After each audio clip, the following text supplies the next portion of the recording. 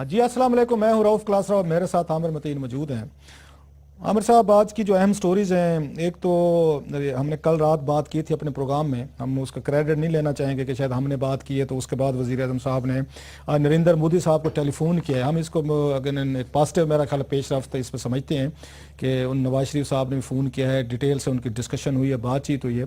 तो इस पर आज ज़रा हम आपका भी तबसरा लूँगा, बात करेंगे। जनरल हमारे साथ होंगे कयूम जो हैं, लेफ्टिनेंट जनरल जो अगर सेनेटर भी हैं, उनसे बात करेंगे कि एस्टेब्लिशमेंट का इस पे क्या व्यू होगा, क्या पाकिस्तान एस्टेब्लिशमेंट भी इस पे राज़ी होगी, क्योंकि माजी के कुछ ये तजर्बात जो हैं वो तलख हैं। गिलानी साहब को जैसे कल रात भी मैंने आपको बताया था कि उन्होंने भी उस वक्त हामी भर ली थी कि हम अपने उसको DGISI को भेज रहे हैं, भारत से वो जाएंगे और आपको मदद करेंगे। जो मुंबई अटैक हुआ था 2008 में, फिर जो कुछ उसके बाद हशर हुआ था वो हमारे सामने, तो उनसे भी बात करेंगे तफसील से कि क्या ये जो इन्होंने टेलीफोन किया है पाकिस्तान कितनी उसमें मदद कर सकता है, नहीं कर सकता, और इस पर लोकली तौर पर हमारे हाथ बंधे हुए हैं या नहीं है। ये बड़ा अहम टॉपिक है। और दूसरी बड़ी खबर जो है वो तहरीक इंसाफ के हमारे डॉक्टर आरिफ अलवी साहब हैं, जो आपको याद होगा हमने स्कैंडल ब्रेक किया था 480 बिलियन रुपीज़ का, उन IPPs की जो रिपोर्ट थी, ऑडिट रिपोर्ट जो कि ऑडिटर जनरल पाकिस्तान छुपा रहे थे, तो हम सामने ले आए थे। और उसके बाद उन्होंने वहाँ पे उस पर शफकत महमूद साहब और आरिफ अलवी साहब जो हैं, इन्होंने जोर लगवा के वो रिपोर्ट तो पहुँच गई थी वहाँ पे उसमें पब्लिक अकाउंट्स कमेटी में। जो अच्छी चीज़ हुई है कि आरिफ अलवी साहब ने एक बड़ा धुआंधार किस्म का खत लिखा है और बहुत सारी उन्होंने डजन्स ऑफ उसमें इरेगुलरिटीज़ जो है रिपोर्ट पेश की गई थी। आज उनसे भी टेलीफोन पर बात करेंगे और उनसे भी जानना चाहेंगे कि उन्होंने क्या क्या जो उनके पास रिपोर्ट सबमिट की गई थी उसमें क्या उन्होंने नई चीज़ें उन्होंने दरियाफ्त की। कुछ तो हमने बता दी थी, तो नई चीज़ें क्या दरियाफ्त हुई हैं, एक एज ए फॉलो अप के तौर पर रिमाइंडर कि लोग भूल ना जाएं कि 480 बिलियन रुपीज़ की ऑडिट पेमेंट का एक बहुत बड़ा स्कैंडल जो है वो PSC के पास आया था और वहीं पड़ा हुआ है, तो उस पर होगा। और तीसरी खबर का फॉलो अप है सर हमारा, ये कल हमने एक स्टोरी ब्रेक की थी कि रूट्स मिलेनियम और ये फॉरेन ऑफिस की खवातीन की NGO, ये ज़रा हम थोड़ा सा आपको डिफ्रेंशिएट कर दें कि फॉरेन ऑफिस इसके साथ अटैच तो हो रहा है, क्योंकि उनकी बेगम साहिबा जो हैं, इनकी जो हमारे फॉरेन सेक्रेटरी साहब हैं, इनकी वो उनकी वोमेन की जो एसोसिएशन है उसकी हेड हैं, उस पर जो हमने कल स्टोरी ब्रेक की थी उसकी डिटेल कल भी दी थी, आज भी शेयर करेंगे। आज दो चीज़ें हुई हैं सर उस पर। एक तो ये है कि सेनेट की स्टैंडिंग कमेटी ऑन ये कैबिनेट और एडमिनिस्ट्रेशन जो है, उन्होंने ये CDO को हुक्म दिया है कि फौरी तौर पर इस मुआहदे पे कार्रवाई को रोक दिया जाए जब तक ये पूरी की पूरी इस डिटेल हैं, मालूमात जो हैं वो सेनेट के सामने पेश नहीं होती और वहाँ पे बाकायदा इन्वेस्टिगेशन नहीं होती। तो उस वक्त तक CDO को हुक्म दिया गया कि आप इस पर कार्रवाई इस पर रोक दें। एक तो ये इस पर डेवलपमेंट हुई है, और दूसरी जो हुई है कि जो उनकी मिसेज हैं, उनकी फॉरेन सेक्रेटरी की नाजिया एजाज चौधरी साहबा, उन्होंने आज जाके ग्राउंड ब्रेकिंग इसकी कर दी है। उन्होंने कहा जनाब के इस पे जो भी हो तो हम तो अपने काम पे जारी रहेंगे और उस पे रहेंगे। इस पे हम आज जो बात करने की उस पे कोशिश करेंगे कि सेनेटर तला महमूद भी हमारे साथ होंगे जिन्होंने इस पे आगे एक्शन लिया है और उन्होंने CDO को रोका है। तो फैसल मुश्ताक साहब भी हमारे साथ बात करना चाहेंगे जो इस डील का हिस्सा हैं, उनसे भी बात करेंगे। और आपको ये भी बताता जो मैं साथ में कि आज मुझे उनका टेलीफोन भी आया था, ये फॉरेन ऑफिस के स्पोक्स पर्सन है काजी साहब जो हैं, तो कल वो भी हमारे प्रोग्राम में आएंगे, क्योंकि ये बहुत बड़ा एक इशू है। इसमें बहुत सारी ऐसी चीज़ें जिनमें मेरा ख्याल डिटेल से बात करने की ज़रूरत है।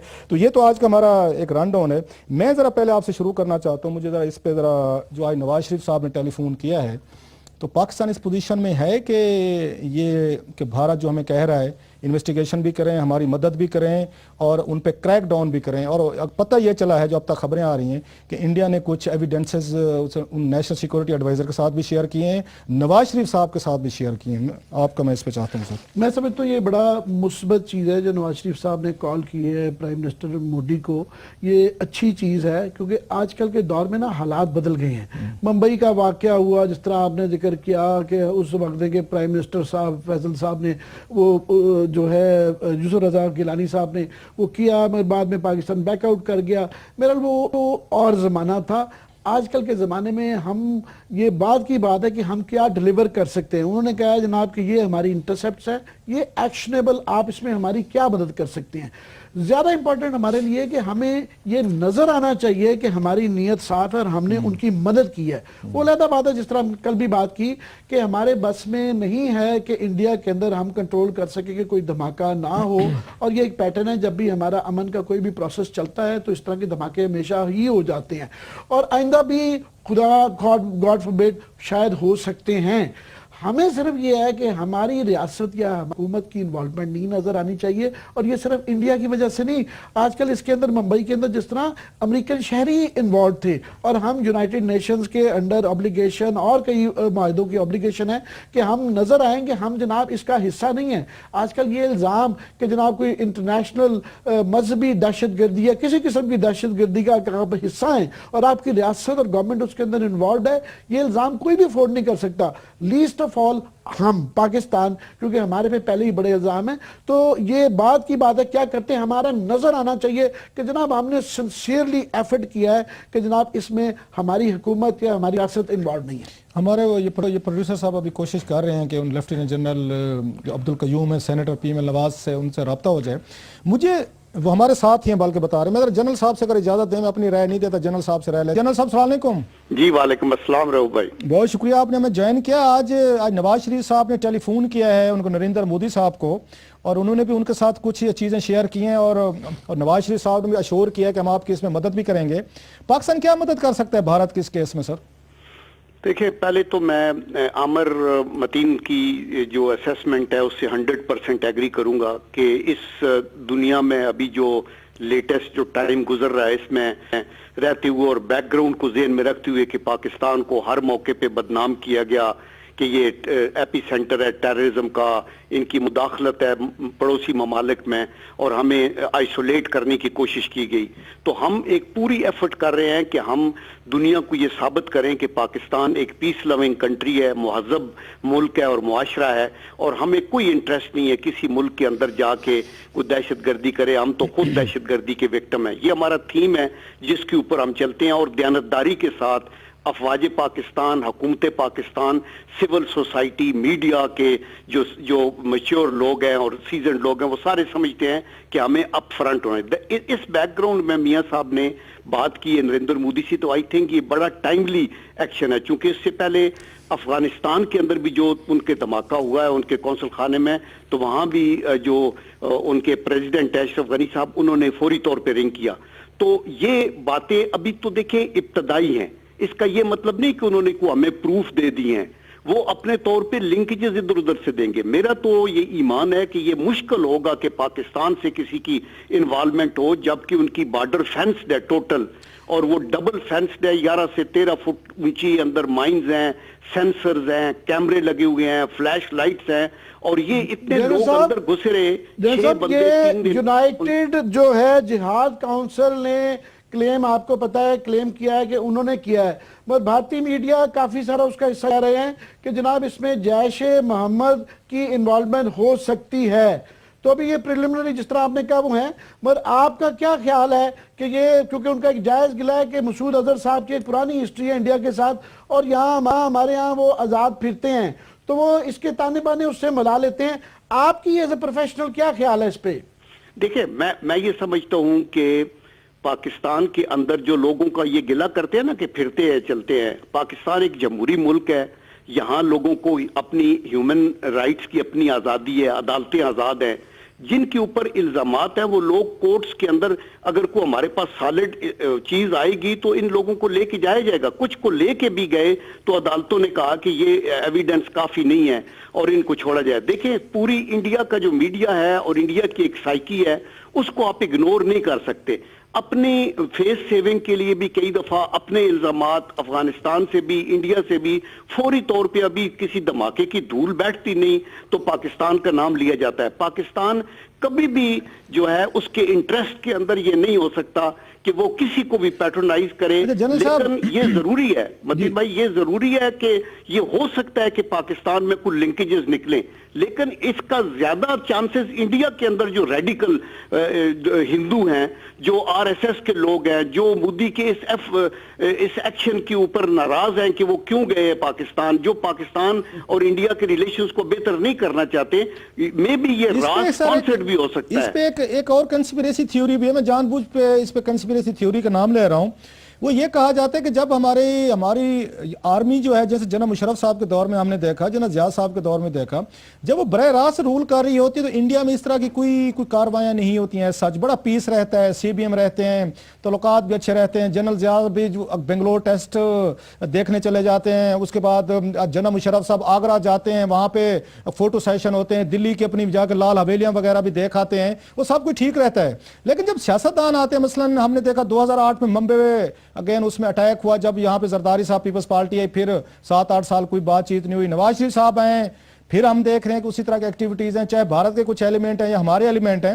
یہ کیوں ہوتا ہے کہ جب ملٹری ہمارے ہاں براہ راست رول کر رہی ہوتی ہے تو سی بی ایم ہوتی ہیں، اچھے تعلقات ہوتے ہیں، ایون منموہن سنگھ کے ساتھ تو مسئلہ کشمیر تک انہوں نے جناب مشرف نے وہ اگر طے کر لیا تھا، سیاستدانوں کے ساتھ کیا ہو جاتا ہے؟ کیوں اس طرح کی سچویشن کا سامنا کرنا پڑتا ہے؟ دیکھیں، یہ ایک سکول آف تھاٹ ہے جو ایک رفٹ کریٹ کرنا چاہتا ہے آرمی اور سول کے درمیان، اور ان کی یہ سوچ ہے۔ لیکن آپ سوچیں کہ جو انڈین پارلیمنٹ پہ حملہ ہوا تھا وہ تو اس وقت پرویز مشرف صاحب کی حکومت تھی، اور بالکل یعنی ان کی تقریباً 8-10 لاکھ کی فوج ہمارے بارڈر پہ آ گئی تھی اور لڑائی ہونے والی تھی۔ اس وقت بھی تو کسی نے سیبوٹاج کیا تھا، اور پھر یہ ایفرٹ جو ملٹری دور میں بھی وہی ایفرٹ ہوتی ہے جو سول میں ہو رہی ہے۔ مثلا آگرہ میں جا کے یہ ایگریمنٹ کرنا چاہتے تھے پرویز مشرف، اسی طرح جنرل ضیاء الحق نے بھی جا کے یہ کرکٹ ڈپلومیسی کی اور ان کو سمجھایا کہ یہ لڑائی سے کچھ حاصل نہیں ہوگا، ہمیں بیٹھنا چاہیے، اکٹھا کرنا چاہیے۔ میں آپ کو رؤف بھائی یہ بتاؤں، میں تو چونکہ ایک سپاہی ہوں اور میں نے 30-35-40 سال فوج میں سروس کی ہے، انیسٹ ٹو گاڈ میں سمجھتا ہوں کہ آپ کا موسٹ آرگنائزڈ جو ادارہ ہے وہ آرمڈ فورسز کا ہے، اور آرمڈ فورسز کے لوگ بالکل یہ نہیں چاہتے کہ افواج کا سائز بڑھتا جائے اور تھریٹ بھی بڑھتی جائے اور ہمارے نقصان ہو۔ چلیں سر، میں اس پہ لے کے آتا ہوں، دوبارہ نواز شریف صاحب صاحب کی کال پہ آتے ہیں، بڑی اہم کال ہے، ہم اس کو اپریشیٹ کرتے ہیں، جیسے عامر صاحب نے بھی کیا ہے کہ ایک بڑا پازیٹیو جسچر ہے جو میاں صاحب نے کیا ہے۔ اسٹیبلشمنٹ آپ نے جیسے کہا، خود آپ سپاہی رہے ہیں، جی ایچ کیو کے ساتھ بڑا آپ کا بھی قریبی لنک رہا ہے، لیفٹیننٹ جنرل کے عہدے تک رہے ہیں، آرمی کا جی ایچ کیو کا مزاج آپ سمجھتے ہیں۔ ہم نے پہلے بھی کل رات میں پروگرام میں بات کی تھی، جب ہم ممبئی کے اٹیک ہوئے تھے تو اس وقت یوسف رضا گیلانی صاحب نے آفر کی تھی کہ جی ہم آپ کو مدد کرتے ہیں، آپ کی انڈیا نے کہا جی اپنے D G I S I کو بھیج دیں، تو پہلے آرمی نے کہا جی بھیج رہے ہیں ہم ان کو، جنرل پاشا کو، بعد میں شام تک ہم نے کہا نہیں جی ہم نہیں بھیج رہے، غیرت اور عزت کا مسئلہ بن گیا تھا۔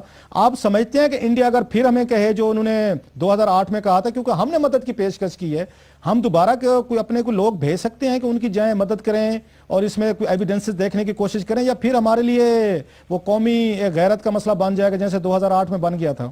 دیکھیں، میں یہ کہتا ہوں کہ پچھلی دہائی میں دنیا کا ماحول، ساؤتھ ایشیا کا ماحول اور پاکستان ہندوستان کا ماحول اور تھا۔ ابھی یہ جس طرح وقت گزر رہا ہے، بین الاقوامی سیناریو بدلتا جا رہا ہے، ریجنل سیناریو بدلتا جا رہا ہے، مڈل ایسٹ میں مسلمانوں کا کیا ہو رہا ہے، ساؤتھ ایشیا میں بھی ایک ریئلائزیشن آتی جا رہی ہے۔ تو میں سمجھتا ہوں کہ اگر ہم دیانتداری کے ساتھ، جیسے میاں نواز شریف اور ان کی حکومت ایک ایفرٹ کر رہی ہے افغانستان کے ساتھ بھی اور انڈیا کے ساتھ بھی، اور اس کے اندر آرمی کی مکمل آشیرواد حاصل ہے، بلکہ چیف آف آرمی اسٹاف کو خود افغانستان میں جا کے ان کے ساتھ بات چیت بھی کر کے آئے ہیں، تو میں یہ سمجھتا ہوں کہ ان کے جو تحفظات دور کرنے کے لیے ہمیں پوری ایفرٹ کرنی چاہیے، اور جو ہمارے تحفظات ہیں جو بلوچستان کے اندر ہیں یا کراچی کے اندر، جیسے کچھ پولیٹیکل پارٹیز کے ورکرز نے کہا کہ ہمارے لوگ وہاں ٹرین ہوتے ہیں، ان ساری چیزوں کو ایڈریس کرنا آپ نے ہوگا۔ آگے جو بات کی کہ جناب اس کے اندر شاید آر ایس ایس نے اپنے ہی ملک میں پٹھان کوٹ میں ایئر بیس پہ کروا دیا ہو، وہ مجھے کوئی اتنی پلازیبل بات نہیں لگتی ہے۔ تو میں سوچ رہا تھا یہ پتہ نہیں آپ کی P M L N Noon league کا یہ ویو ہے کہ آپ کا ایک ex army person as a general, ex general view ہے یا ذاتی ویو ہے؟ یہ اس طرح تو یہ وہ آج کل کا جو تناظر آپ بتا رہے ہیں کہ نئی دہائی کی نئی سوچ ہے، یہ کوئی اس کی عکاسی تو نہیں کرتا اس طرح کا ویو؟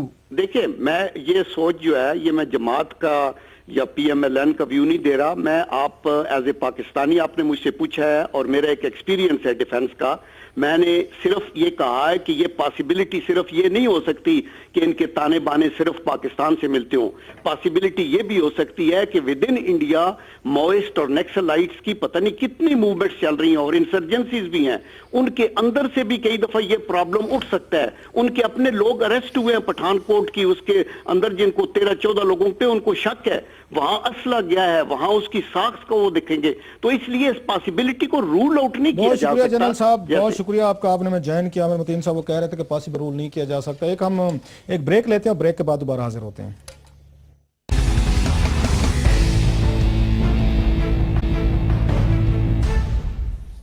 جی بریک کے بعد دوبارہ حاضر ہیں جی عامر صاحب. اب ہم ذرا فالو اپ کرنا چاہتے ہیں کل جو ہم نے سٹوری بریک کی تھی کہ فارن آفس کی خواتین, یہ میں ذرا کلیریفائی کر دوں جس سے بڑی ڈاؤٹس پیدا ہو رہے ہیں کہ فارن آفس کی خواتین جو ہیں, اور یہ کوئی کچھ سرکاری افسران بھی نہیں ہے, یہ ذہن میں رکھیے گا, بیگمات ہیں جو افسران کی, انہوں نے اپنی ایک این جی او بنائی ہوئی ہے سر, ان کو Pakistan foreign office women association پفوا کہتے ہیں. انہیں جو پلاٹ ملا تھا 10 کنال کا, انہوں نے لیا تھا سی ڈی اے سے یہ کہہ کے ہم اس پہ سکول بنیں گے اور اپنے بچوں کو پڑھائیں گے فارن آفس کے. مل گیا ان کو سر, پڑھا رہا بڑے عرصے. اس کے بعد ان کا معاہدہ ہوا اگر روٹس میلینیم سے سر, فیصل مشتاق صاحب ہیں, ان کو مل گیا. جو معاہدے کی ہم نے ڈیٹیل دیکھی ہے وہ اچھی خاصی میرا خیال ہے کوسچنبل ہیں. ایک تو سب سے پہلا بڑا سوال جو اٹھتا ہے کہ کیا یہ این جی او جو ہے وہ یہ پلاٹ لے سکتی تھی؟ ایک خواتین کی این جی او ہے, چلے ان کو مل گیا. سی ڈی اے کو کیوں, پرائم منسٹر ہاؤس, باقی ڈپارٹمنٹ, مطلب یہ فارن آفس کو کیوں اکیلے کو پلاٹ ملے, باقی سب کو ایک ایک پلاٹ کیوں نہیں دے سکتے اور سب کے بچوں کو کیوں نہیں پڑھایا جا سکتا؟ یہ سب سے بڑا سوال ہے کہ آپ ایک طرف, اور کانسٹیٹیوشن کے تحت گارنٹیز ہیں کہ سب کو جو تعلیم دی جائے گی برابر کی بنیاد پہ. اگر فارن آفس کو 10 کنال کا پلاٹ مل سکتا ہے, فارن آفس کو نہیں, اس کی این جی او کی خواتین کی, تو باقی 40 وزارتیں جو ہیں وہاں پہ ان کو کیوں نہیں دیا سی ڈی اے نے پلاٹ, ان کو کیوں ملا؟ ایک اپنی جگہ ایک بہت بڑا سوال ہے نمبر 1. دوسرا یہ ہے کہ اس میں جو بڑی اس میں اہم چیزیں ہیں کہ جو کلازز اس میں ڈالی گئی ہیں, کیا ایک بڑا لیگل سوال پیدا ہوتا ہے کہ جو سی ڈی اے نے پلاٹ ان کو دیا تھا 10 کنال کا, اور بہت بڑا مہنگا پلاٹ ہے کمرشل, آپ کو پتہ ہے H8 میں الشفا کے ساتھ ہی ہے, تو کیا وہ آگے فردر وہ لیز پہ اپنی ٹرمز اینڈ کنڈیشن پہ کسی کو دے سکتے تھے؟ یہ 2 بڑے سوالات ہیں. تیسرا میری آج بات ہوئی تھی فارن آفس کے سپوکس پرسن ہے قاضی صاحب, قاضی خلیل صاحب, ان کا فون آیا تھا, بڑی لمبی بات ہوئی ہے میری اس مسئلے پہ. کل وہ ہمیں جوائن کریں گے, بہت سارے سوالات ہیں, کوشچن, کیونکہ بیسیکلی یہ جو یہ سارے کا سارا معاملہ ہے یہ فارن آفس سے اس کا تعلق زیادہ بنتا ہے کہ انہوں نے اس طرح کا کویسچنیبل ایگریمنٹ جو ہے وہ کیسے ایگری کیا ہے, کیونکہ اس میں بہت ساری کلاسز ہیں جو بات کریں گے. جو بڑی ڈیولپمنٹ آج ہوئی ہے کہ یہاں پہ سینٹ کی اسٹینڈنگ کمیٹی آن کیبنٹ کے جو چیئرمین ہیں انہوں نے روک دیا ہے, انہوں نے سی ڈی اے کو لیٹر لکھا ہے کہ اس کی ایگزیکیوشن جو ہے جو انہوں نے معاہدہ کیا ہے, آج انہوں نے ناجیہ صاحبہ جو ہیں فارن سیکرٹری کے مسز جو ہیں, انہوں نے جا کے اس کی گراؤنڈ انہوں نے بریکنگ کی ہے. وہ کس کیپیسٹی میں کی ہے, کیسے کر رہے ہیں, بہت سارے سوالات ہیں, وہ تو خیر فارن آفس کے لوگ آئیں گے, ان سے بات کریں گے. اس وقت ٹیلی فون لائن پہ میں جوائن کیا فیصل مشتاق صاحب بھی ہیں جو سی ای او ہیں روٹس میلینیم کے, جنہوں نے یہ ڈیل لی ہے, اور ساتھ میں ہمیں وہ جوائن کر طلعت محمود صاحب بھی جوائن کر, ہم دونوں سے بات کرتے ہیں. میں ذرا تھوڑا فیصل سے اگر تھوڑی سی پہلے بات کر لوں تو پھر اس کے بعد آگے چلتے ہیں. جی فیصل السلام علیکم. جی السلام علیکم. فیصل صاحب آج ہم نے تو کل بھی کوشش کی تھی کہ آپ سے رابطہ ہو جائے, چلیں آج آپ سے رابطہ ہو گیا. یہ آپ کو کیسے پتہ چلا کہ یہ پلاٹ فارغ ہے اور آپ نے جا کے ان کے ساتھ ایک معاہدہ کیا؟ How did you come to know کہ یہ پلاٹ کی کوئی ڈیل ہو سکتی ہے فارن آفس کی خواتین کے این جی او کے ساتھ؟ جی تھینک یو ویری مچ. کل آپ نے میرے سے رابطے کی کوشش کسی نے نہیں کی, اور میں فیل کرتا ہوں کہ آپ کو میرا نقطہ نظر لینا چاہیے تھا اس کے اوپر, جیسے آپ نے وزارت خارجہ سے رابطہ کیا. دیکھیے جی, میں تعلیم کے اندر میرا کام ہے سکولز اینڈ کلاس رومز کو کریٹ کرنا اور بنانا, یہ کوئی پہلی بات نہیں ہے. میں ہر مہینے ہی اللہ کے فضل سے پاکستان میں سکول بنا رہا ہوتا ہوں. یہ اوپن بڈنگ پروسیس تھا. یہ فارن آفس کیسے پتہ چلا, کیسے اوپن, کسی اخبار میں اشتہار آیا تھا؟ جی اس کا جی پراپر پروسیجر تھا. کون سے اخبار میں اشتہار تھا اس کا؟ یہ ساری ڈیٹیلز فارن آفس کے پاس. Sir you must know it. آپ کیسے کہہ رہے ہیں, آپ نے جا کے آپ نے کہا جی بڈنگ پروسیس ہوا, آپ کو تو پتہ ہونا چاہیے تھا کس اخبار میں آیا, کیونکہ جہاں تک میری اطلاعات ہے, میں نے کچھ سکولوں سے بات کی ہے, انہیں تو اس کا نہیں پتا تھا. ایون آپ کا جو اپنا روٹ سکول ہے سر, عامر صاحب تھوڑا سا روٹ سب سکول ہے, میری آپ کے ان سے بات ہوئی, آپ کی فیملی کے جو دوسرے لوگ چلاتے ہیں, انہیں بھی رات شو کے ذریعے پتہ چلا ہے کہ کوئی اس طرح کی کوئی ڈیل آپ نے سائن کی ہے, یا فارن آفس کی جو خواتین جو ہیں این جی او وہ کوئی پلاٹ تھا ان کے پاس, تو آپ کو کیسے پتہ چلا؟ آپ کہتے ہیں کہ آپ کو ویسے کسی اخبار میں اشتہار؟ جی آئی تھنک یہ اسٹوری کو ٹوسٹ دیا جا رہا ہے. یہ اوپن بڈنگ پروسیس تھی. سر اوپن بڈنگ کے لیے ذرا آپ تھوڑا سا کلیئر ہوں, اس کے لیے ضروری ہوتا ہے کسی اخبار میں اشتہار ہو. کون سے اخبار میں آپ نے اشتہار پڑھا تھا؟ یہ فارن آفس کی طرف سے اشتہار تھا یہ؟ نہیں جی, یہ بیسیکلی فارن آفس کے اندر ایکسپریشن آف انٹرسٹ تھا. میں نے خود expression of interest foreign office کو لکھا تھا. اس کے بعد تقریباً 12 سکول کے بڈنگ پروسیسز ہوئے تھے, مختلف نہیں آپ کہہ رہے ہیں ایکسپریشن آف انٹرسٹ, یہ کسی اخبار میں آیا تھا؟ نہیں, ہم پہلے یہاں سے ٹرانسپیرنسی سے شروع کرتے ہیں نا. میں ٹرانسپیرنسی پہ آتا ہوں. اخبار والی بات جو ہے آپ فارن آفس سے کلیئر کیجئے گا. آپ کو کیسے پتا چلا کہ پلاٹ پڑا ہے 10 کنال کا؟ سر ہم اس پہ کنفیوز ہو گئے تھوڑا سا. اگر اخبار میں نہیں آیا, آپ کو کس نے بتایا تھا؟ اور مجھے تو پورے پاکستان کے پلاٹس کا پتا ہوتا ہے, میرا کام ہی ہے. چونکہ تو سر جی چھوڑیں پھر آپ دیکھیں, آپ پہلے میری بات سنیں. پہلی چیز یہ کہ آپ اس کو سیاسی نقطہ دینا چاہ رہے ہیں. میری جو ساس ہے وہ سینیٹر تو بنی 8 مہینے پہلے. میں تعلیم سے منسلک ہوں 30 سال سے پہلے. دوسری چیز یہ آپ کہ کی یہ پپا ایج کا جو ہے سر، ایک منٹ پپا سر، کا- آپ سے میری ٹیلی فون پہ بات ہوئی، آپ نے کہا آپ کی ایج ہے اگر 38 سال 38 ایئرز، آپ کہہ رہے ہیں آپ تعلیم سے آپ 30 سال سے آپ یہ منسلک جو ہیں۔ ہمارا ایجوکیشن گروپ ہے جی ہمارا، it is 29th year running. آپ کو 2-3 باتیں سمجھنی ہوں گی. یہ ایک پفا این جی او کا پلاٹ ہے، میں ایک سروس پرووائڈر ہوں. اس پلاٹ کو مطابق میرا کام ہے وہاں پہ اسکول بنانا اور اس اسکول کے اندر بچوں کو آدھی فیس کے اوپر ایجوکیشن دینا. 15,000 روپے کے لگ بھگ اس کی فیس ہے، 24% ان کا کوٹا ہے اور ساری کیپٹل انویسٹمنٹ جو ہے وہ ہماری ہے. اور یہ ایک میری سمجھے کہ لارجر کارپوریٹ سوشل رسپانسبلٹی ہے اور یہ ایک ویژن ہے پفا کا جس کے تحت وہ ویلفیئر کرنا چاہتے ہیں. اگر Pakistan railway, civil aviation, different foundation, trust, army, navy, air force وہ اپنی ویلفیئر کے لیے تعلیمی پروگرامز اور سکولز کریٹ کر سکتے ہیں تو مجھے سمجھ نہیں آ رہی کہ پفا جو وزارت خارجہ کا ایک ایپکس ادارہ ہے 21ویں آپ کو صدی کسی نے میں کہا ایپیکس فرسٹ ادارہ ہے سر، لائن، آپ پھر غلط بیانی سے کام لیں. ایپیکس کا آپ کو میں میننگ بالکل آتے ہیں، غلط ایپیکس کیا بیانی ہوتا سے ہے؟ کام نہیں لے رہا. نہیں، ایپیکس میں کیا یہ ہوتا ہے؟ سمجھتا ہوں وزارت خارجہ کا این جی او ہے سر، یہ رجسٹرڈ، آپ نے جس معاہدے پہ سائن کیا اس میں لکھا ہوا ہے سر. اتنا تو آپ نے جو ڈرافٹ کیا ہے اتنا بڑا ہیوی آپ نے ڈرافٹ کیا ہے، اس پہ لکھا ہوا ہے این جی او. آپ کہہ رہے ہیں ایپیکس باڈی، ایپیکس باڈی کا پتہ ہوتا ہے کیا ہوتی ہے وہ؟ جی یہ پورا کے پورا ایک پروسیس ہے. اس کے اندر ان کیپٹل انویسٹمنٹ ہماری ہے، پلاٹ انہی کے نام کے اوپر ہے. یہ پلاٹ سب لیز نہیں چلے ہوا میں ذرا ہوا. ان کو طلعت محمود یہ صاحب کو پلاٹ- ذرا لے کے آتا ہوں، آپ بھی ہمارے ساتھ نہیں، لائن آپ پہ پہلے رہیے گا. میری بات تو سن لیں، مجھے بولنے کا موقع تو دیجیے. سر کل آپ بھی کو پھر نے- موقع دیتے ہیں سر، آپ ہمارے دیکھیں، ساتھ فون پہ ہیں، ذرا آپ نے طلعت اس صاحب کو لے لیتے ہیں. آپ آپ کا نے اس انیشیٹو کو سیاسی شکل دی ہے. میں ایک یار ہم نے نہیں دی، آپ ہوں. خود ہی بار بار سیاسی کر ہم نے اب تک سیاسی نہیں، کہا ہے. آپ نے آج بھی سرخی چلائی ہے سینیٹر صاحبہ کا، اس سے کوئی تعلق نہیں ہے. میں ایک چلیں ایجوکیشنسٹ کلیئر ہوں، ہو میرا گیا جو ان کا کوئی پروفائل تعلق نہیں. اب ذرا طلعت آپ محمود پڑھ صاحب سے لیجئے. ہمیں لینے دیں سر، آپ ہمارے ساتھ فون پہ رہیں، آپ سے بھی بات کرتے ہیں. آپ میرا جی طلعت پروفائل محمود پڑھ صاحب، لیجئے. یہ میرٹ کے اوپر کام ہوا ہے اور سر آپ میں کو سمجھتا ہوں کہ آپ اس کو سیاسی شکل دے رہے چل- ہیں. اور یہ جو سکول ہے یہ غریب بچوں کے لیے، جس میں شہر کے امیر اور غریب جو بچے اکٹھے پڑھیں گے. 15,000 جو فیس ہوتی ہے غریب آدمی کی اتنی تنخواہ نہیں ہوتی. آپ کی غربت کا شاید کانسیپٹ ڈیفرنٹ ہے. دوسرا پلیز ایک میں تھوڑا سا کریکشن آپ کی کر دوں. آپ نے جن اداروں کا نام لیا یہ فارن آفس نہیں کر رہا. یہ فارن آفس میں خواتین جو ہیں ان کی بیویاں، ان کی ایک ایسوسیشن ہے، جس طرح کلاسر صاحب نے کہا ایک این جی او ہے. سو اس جی کو صحیح کہہ فارن رہے ہیں آفس آپ. سے یا بالکل صحیح گورنمنٹ کہہ آف رہے ہیں. پاکستان سے مکس نہ یہ کریں ایپیکس نہیں پلیز. ہے. یہ آپ جی یہاں صاحب. غلط کہہ رہے ہیں. آپ ایپیکس بالکل نہیں ہے. صحیح کہہ رہے ہیں اور میرا as a service provider agreement sir agreed, آپ کا پوائنٹ آف ویو ہمیں سمجھ آ گیا ہے. ہمارا فارن آفس پہ کوسچنز ہیں آپ سے زیادہ. ٹو بی فیئر، پروجیکٹ کا جو پلاٹ ہے وہ میرے نام پہ نہیں ٹرانسفر ہوا. یہ غلط بیانی ہے، یہ بالکل تو آپ نے کب جھوٹ ہے، کہا ہے یہ یار؟ بے بنیاد ہے. ہم نے کب کہا ہے آپ کو ٹرانسفر ہوا ہے؟ اب آپ نے غلط کل بیانی بھی سے کام کہا لے ہے، رہے ہیں. آپ نے آج بھی کہا ہے. کیا؟ اور آپ میں سمجھتا ہوں کافی حد تک کردار کشی کر رہے ہیں جو آپ کا ایک تعلیم دان کے لیے جائز نہیں ہے. معاشرے میں آپ اپنے اساتذہ کو اس طریقے سے اور اس نسبت سے اگر آپ ان کو خبریں لگائیں گے کہ وہ ملینز اور بلینز کا کام کرتے ہیں تو پھر یہ معاشرہ ملینز اور کسی کی بلینز عزت کا نہیں کام کرے گا. ہے. یہ چلیں آپ پلاٹ سے- جو ہے بلینز کا ہے اور استاذہ کے متعلق ہم کوئی بات نہیں کر رہے. آپ ایک اٹس اے بزنس ڈیل، آپ نے ایز اے بزنس مین وہ ڈیل کی ہے.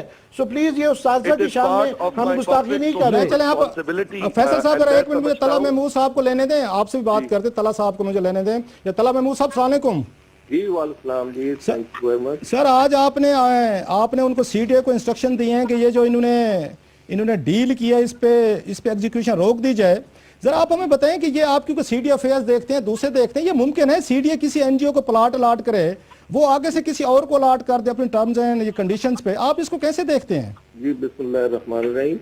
دیکھیے سب سے پہلی بات یہ ہے کہ این جی او تو میں سمجھتا ہوں کہ اس کو الاٹ کیا کرنا، بڑے سے بڑے لوگ جاتے ہیں ان کو بھی الاٹ نہیں ہوتا.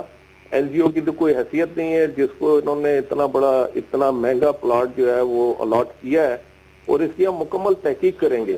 دیکھیے جیسے ابھی میں یہ سن رہا تھا نا فیصل مشتاق صاحب کی بات، میں ان کے ساتھ ایگری کرتا ہوں ایک بات کے اوپر جو انہوں نے کہا کہ ایجوکیشنسٹ ہیں اور ایجوکیشن کو فروغ دے رہے ہیں. میں سمجھتا ہوں یہ بہت اچھی بات ہے، فروغ دینا چاہیے. ایجوکیشن کی پاکستان میں ضرورت ہے، لیکن اگر اس کو آپ دوسرے اینگل سے، جو ابھی عامر متین صاحب نے میرے زبان کی میرے منہ کی بات لے لی کہ اگر اس کو ایز اے بزنس آپ لیتے ہیں تو پھر پلاٹ بھی یا اس قسم کی ڈیل بھی جو ہے وہ ایز اے بزنس پھر ہونی چاہیے. گورنمنٹ آف پاکستان کو کیا فائدہ پہنچ رہا ہے؟ 200-200 रुपए, 400-400 रुपए, 7,000, 4,000 रुपए पर गज के हिसाब से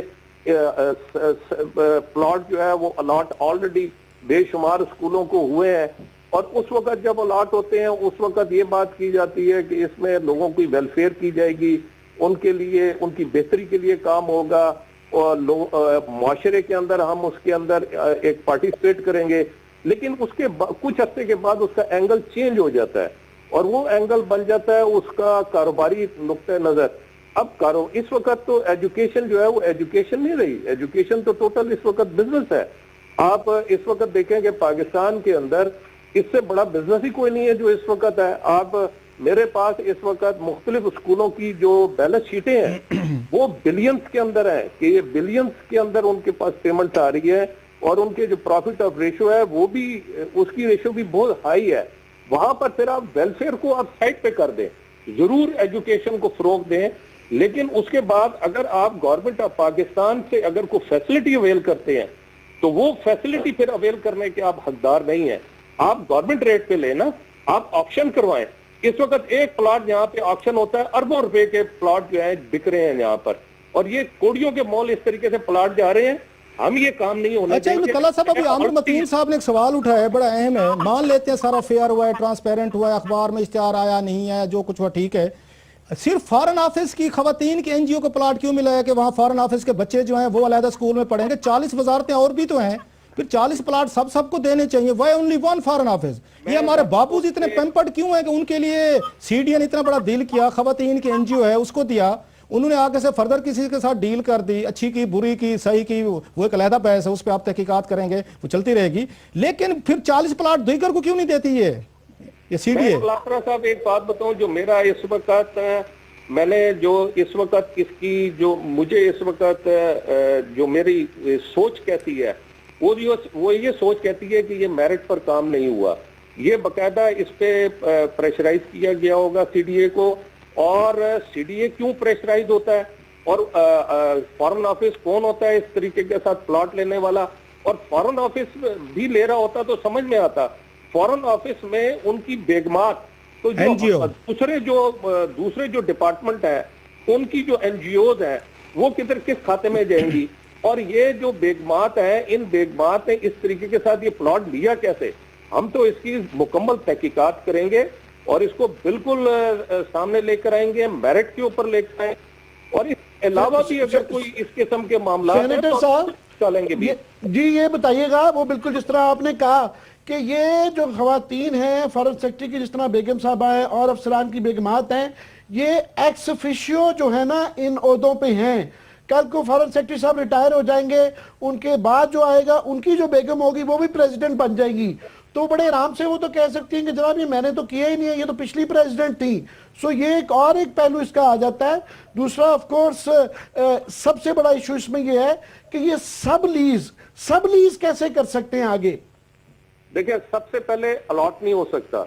जो मैं समझता हूँ सबसे पहले जो सबसे इंपॉर्टेंट इशू है वो ये है कि ये बेगमार ने जो अपना एक एनजीओ बनाई है इस एनजीओ को सीडीए अलॉट नहीं कर सकता। सबसे पहले तो मेरा ज़हन तो यही कहता है, अब जब हम तहकीकात करेंगे तो इसको आगे उसको चेक करेंगे, उसके बाद आपकी जो सेकंड स्टेप है वो है सब लीज। वो सब लीज कैसे कर सकती है, वो क्यों कर सकती है? और सर अगर इजाजत हो तो वो बिजनेस आपसे फैसल पूछते हैं, जस्ट वो अपनी बात पूरी कर लें फिर आपकी तरफ आते हैं। बिजनेस एक्टिविटी में कैसे उसको तब्दील कर सकते हैं, इसको सारे को चेक करना पड़ेगा। सीडीए जो है मेरे ख्याल से जो पहली जो इसकी ट्रांजैक्शन हुई है विद एनजीओ, उस एनजीओ को अलॉट ये आजकल के दौर में, हाँ पहले ये कुछ इस किस्म के मामला थे कि ये मुख्तलिफ जगहों पे अलॉट कर देते थे, लेकिन अब इनकी पॉलिसी तब्दील हो चुकी है सीडीए की। सीडीए इस तरीके के साथ अलॉटमेंट नहीं करता। जी फैसल साहब, आप कुछ आप कहना चाह रहे थे? मैं फैसल एक चीज थोड़ी सी क्लैरिफाई कर दूं आपको कि हमारा खुदा ना खास्ता रूट्स एक बहुत बड़ा मोतबर ग्रुप है, रूट्स मिलेनियम, और आपकी ज़ाहिर एजुकेशन में कंट्रीब्यूशन होगी बिल्कुल, और आपकी ज़ात पे हम बात नहीं कर रहे। ہمارا تو زیادہ انکوائری جو ہے وہ فارن آفس سے ریلیٹڈ ہے اور اس این جی او سے ریلیٹڈ ہے. سو آپ کی ذات کے حوالے سے یا آپ کے گروپ کے حوالے سے ہمیں کوئی ایسے نہیں, میرا کسی کو بھی بزنس ڈیل اس طرح کی ملے گی تو وہ لے لے گا, تو آپ سے متعلق ذاتی اس پہ کچھ نہیں ہے ہمارا. عامر متین صاحب تھینک یو فار سیئنگ دس. میں سینیٹر طلحہ سے ایگری کرتا ہوں. میں 2-4 باتیں کرنا چاہتا ہوں. نمبر 1, سینیٹر طلحہ صاحب نے پہلے بھی کمیٹی بنائی تھی.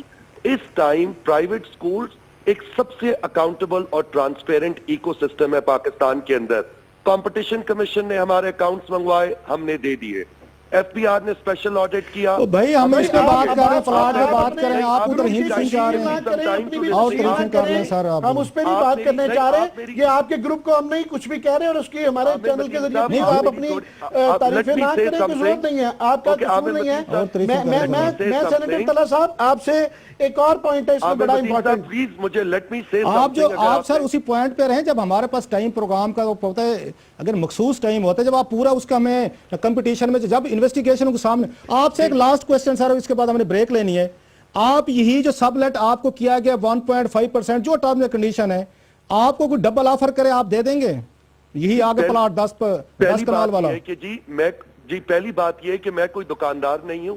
آپ نے دکانداری تو کی ہے, یہ ڈیل کی ہے ساری کی ساری. مطلب آپ کو میں آفر کروں, میں آپ کو آفر کروں کہ جو آپ نے یہ کنٹریکٹ سائن کیا ہے میں اس کا ڈبل دینے کو تیار ہوں, مجھے دے دیں گے پلاٹ. یہ میں آپ کی ریکویسٹ پہ ٹیلی ویژن پہ آیا ہوں, آپ میری گزارش طرف سنیں. اس اسکول کا نام پفا انٹرنیشنل اسکول ہے اور اس کے اندر کوئی سبلیز نہیں ہے, اور یہ جو اسکول ہے یہ این او سی کی بنیاد کے اوپر اس کے اوپر کنسٹرکشن کا سلسلہ ہے. یہ ٹوٹل میرٹ کے اوپر پروسیجر ہے.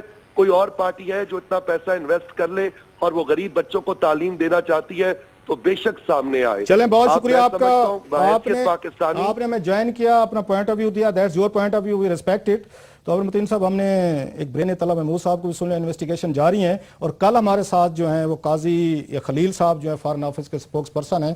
اصل گفتگو جو ہے وہ فیصل صاحب سے زیادہ وہ قاضی کی یہ خلیل صاحب سے ہونے والی. کل ہم ان کے ساتھ ایک بڑی لمبی نشست جو ہے یہیں پہ کریں گے اور بہت سارے کوسچنز ہیں ان پہ بات بھی کریں گے, ٹرانسپیرنسی کی بھی بات کریں گے. الاٹمنٹ ہوئی, انہوں نے لیز دیا, تو میں نے تو جاتے ہوئے فیصل صاحب کو ایک آفر کی, فیصل مشتاق صاحب کو, کہ یہ جو ایگریمنٹ ہے اس میں جو کلازز انہوں نے ڈالی ہیں میں ان کو ڈبل ٹرپل کر کے یہی کلازز پہ یہ پلاٹ مجھے اگر مناسب سمجھے, مجھے نہیں کسی اور کو اگر دینے کو تیار ہوں تو پھر میں مان لوں گا جی واقعی اس میں ٹرانسپیرنسی بھی ہے. یہ میسیولی ٹلٹیڈ ہے سر, میسیولی میں کہہ رہا ہوں. جب انویسٹیگیشن شروع ہوگی, کمیٹی کرے گی, تو میرا خیال بہت ساری چیزیں سامنے آئیں گی. اور لاسٹلی جاتے جاتے بتا دوں, اخبار کا اشتہار فیصل مشتاق صاحب کو یاد نہیں آیا, یہ اندر کھاتے ہی فارن آفس کے اندر سے ہی چیزیں انہیں بتائی گی. فرض کریں اگر دیا ہے تو زیادہ بڑا کوسچن ہے کہ فارن آفس کے بیان پہ اشتہار کیسے آ سکتا ہے, کیسے آ سکتا ہے. ایک بریک لیتے ہیں, بریک کے بعد آپ کے ساتھ دوبارہ حاضر ہوتے ہیں.